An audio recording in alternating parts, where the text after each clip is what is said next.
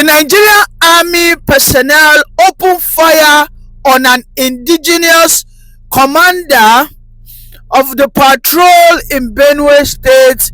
This is a man who is CSP Liam Ageh, an indigenous of Benue.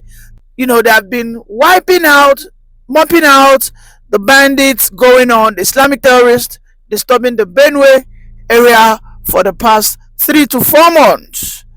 This has been reported by the indigenous people that have said that this has actually riled up a lot of controversies among the Benue people.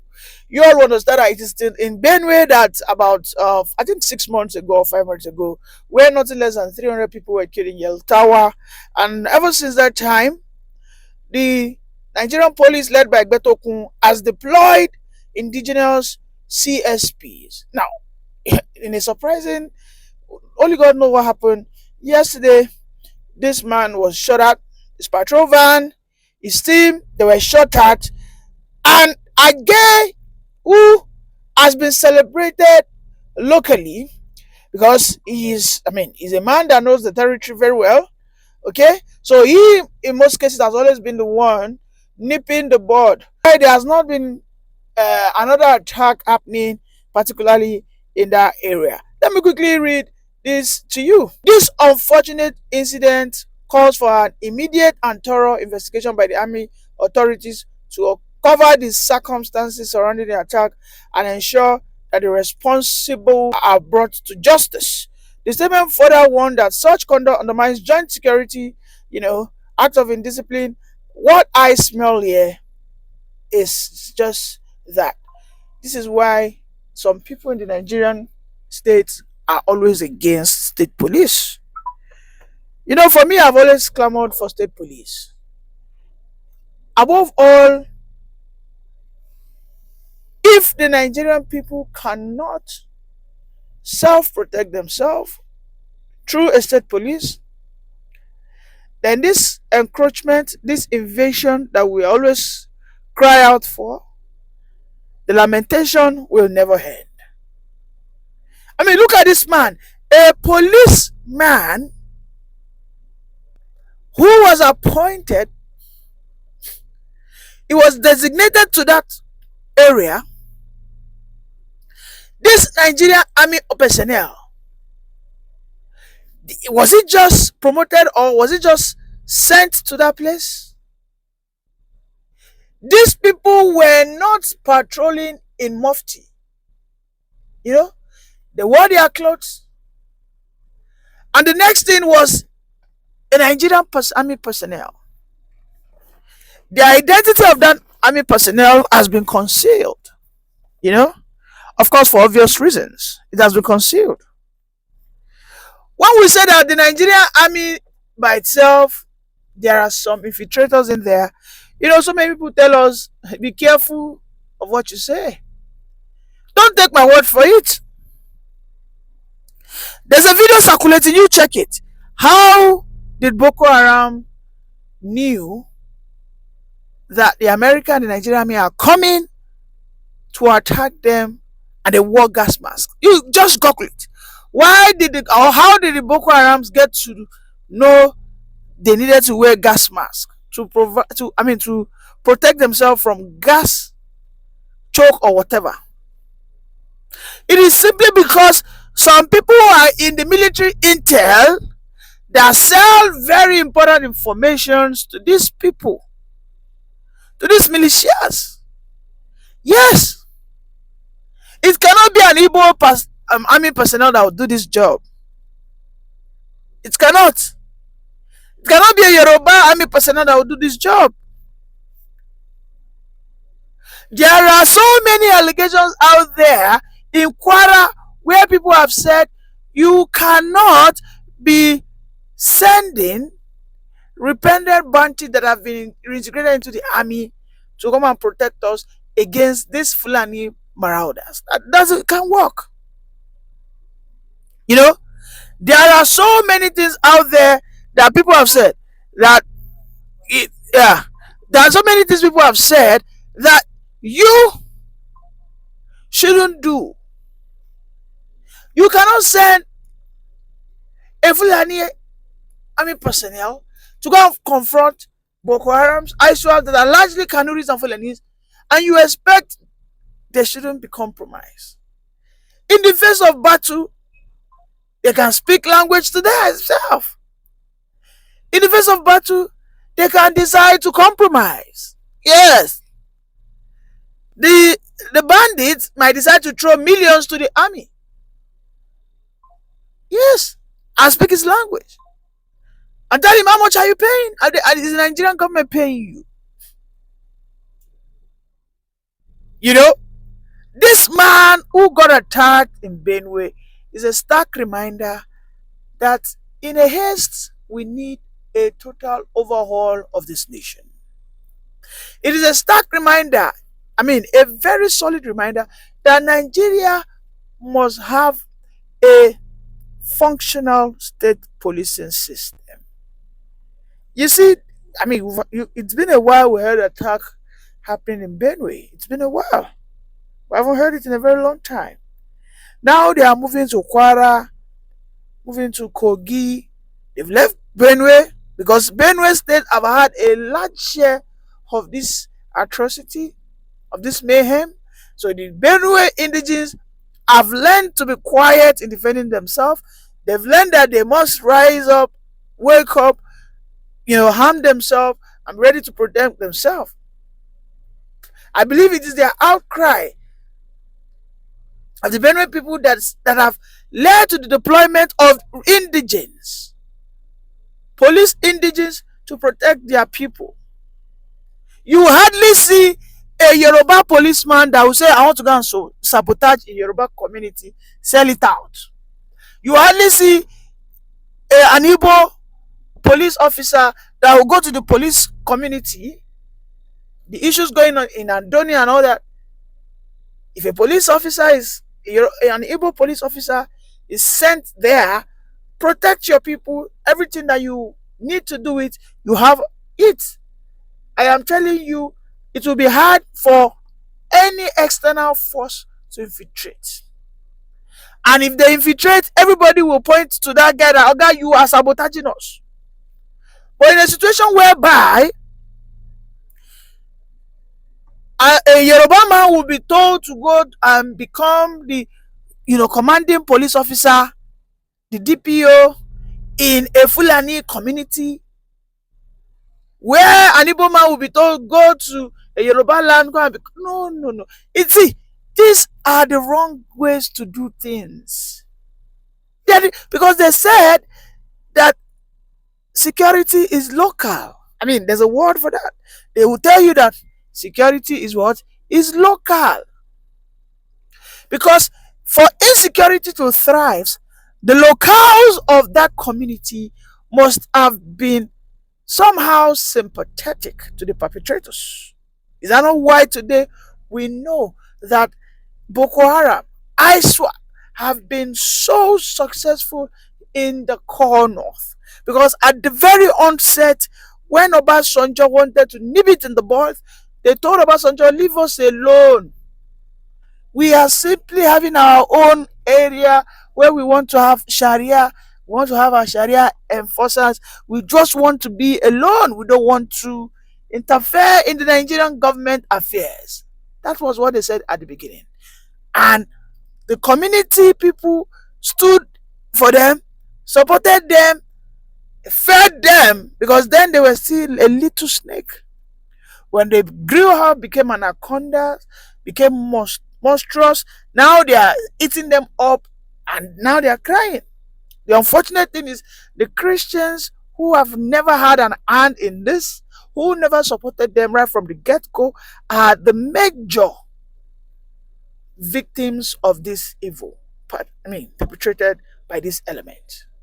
And again, we must understand that the Nigerian security aspect, Tinubu must not do without probing people, particularly like Sheikh Gumi, El-Rufai, the Sultan. What is their role in this matter? Why have they not declared fatwa on this element? Yes, There's only one thing the Sultan can do: declare a fatwa, declare them non grata, declare them non eligible to exist. Just legitimize the elimination, total elimination of these bandits. Tinubu must begin to investigate the networks. Look at what Amechi said. Amechi has called on Tinubu that, Oga Tinubu, amongst all things, don't fail to investigate the networks of Gumi. Now Donald Trump has decided to take a look at what is going on against the Christians, against the moderate Muslims, or shall I say Muslims who are not fanatics, Muslims who are tolerable. Gumi must be investigated.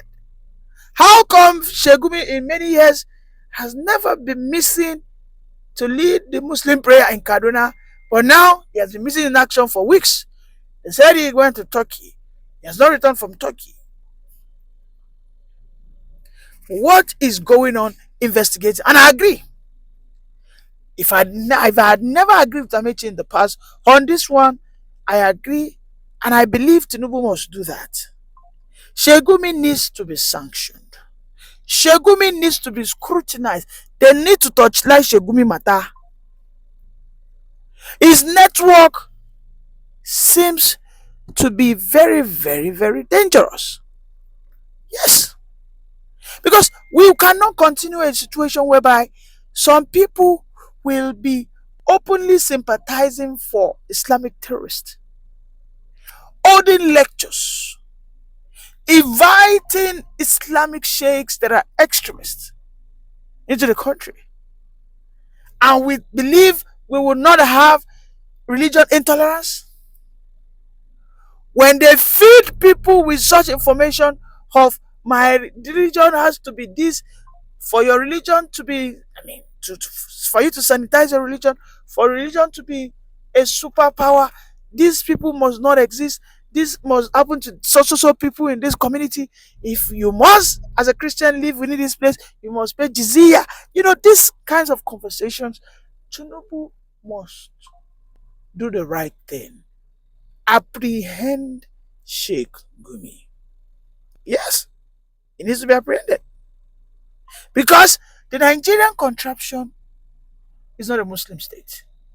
Even though I have always said that the Muslims are now the majority, according to the statistics, the Christians are 10% short of behind the Muslim population. Okay? Yes, if we have 100 million Muslims, we have 90 million Christians currently living in the country, not outside. All right? Now, the point is, if Nigeria will not become an Islamic state, anybody that is preaching what we call extreme views of any religion, they should be arrested, apprehended, and condemned. I cannot ask for ban of religion because Nigeria is a religious nation. Yes. What I can ask is, it's these two key things.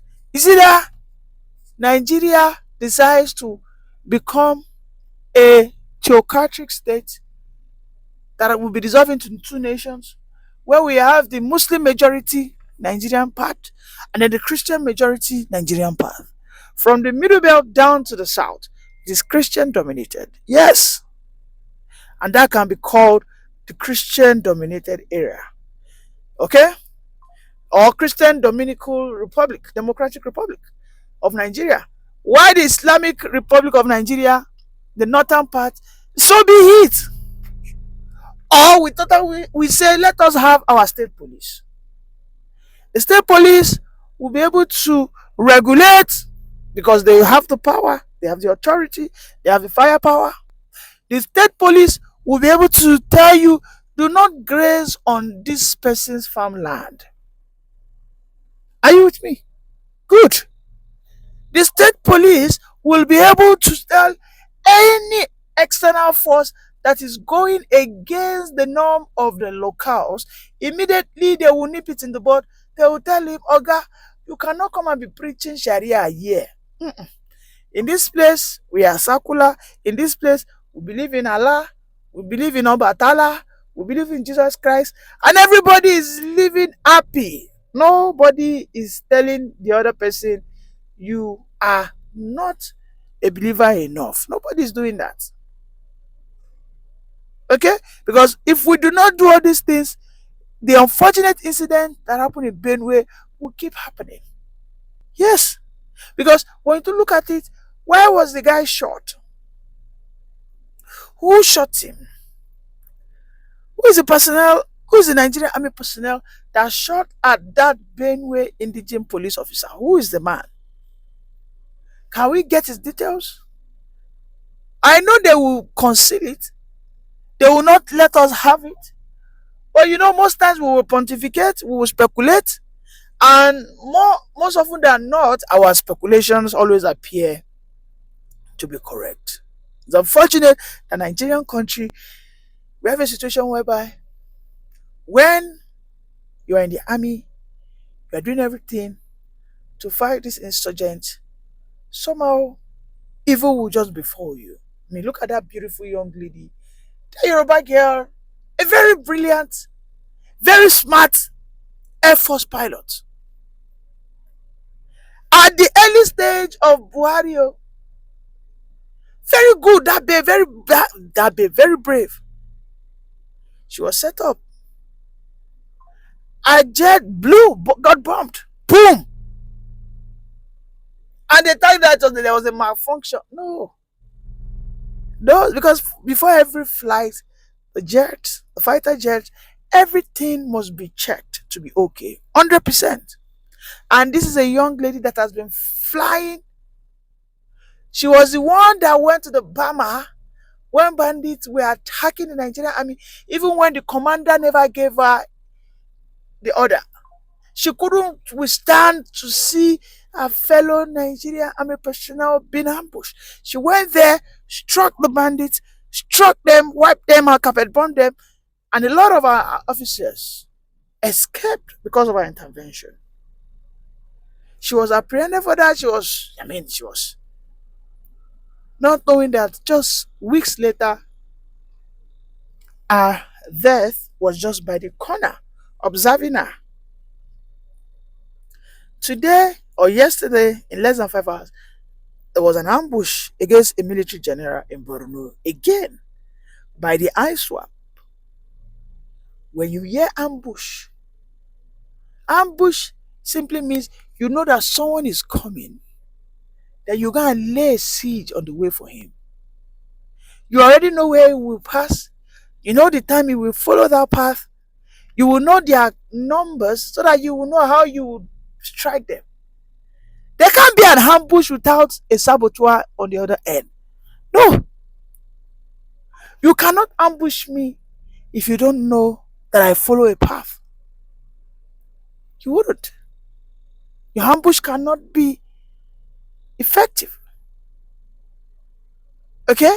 Because I know the Nigerian army will have various paths that they use to their base or wherever they go. They cannot just be a one-way, military regiments. No. There are so many parts. They might have like 4 parts. So that moment, for that ambush to be successful, you will understand that there's an internal saboteur. When we have state police, the army will be at peace. The army will be contrived to just go and man the borders. The state police will do the internal, evacuation, clean up. They will do it. Yes. Because if in Borno, when the state police, if the local police of Borno cannot stop the ISWAP, everybody say that Mokuna they live on our two together. Now because say una one day and another no fit mob them out. Yes. If in the southeast, when the state police come and the IPOP militias, okay, are still holding sway, everybody will just know that okay, it is because you simply want them to be existing, right? In the southwest, if the state police and the Yoruba bandits, kidnappers, or whatever they are called, exist after we've had a state police, then it will be clear that it is the Yoruba people that want to be kidnapping themselves. Leave them, let them be. Everybody will then carry his cross. But I know state police happening will curb insecurity by 85%. I'm telling you, this same problem happened in the United States of America so many years ago. This was why they established their state police. You'll be hearing Texas Police Department, New York City Police Department, Massachusetts Police Department, Illinois Police Department, because during the years of Wild Wild West, the man with the biggest gun became the overlord. Now today, the bandits, the ISWAPs have the biggest gun. Tinubu must do the right thing, restructure this country.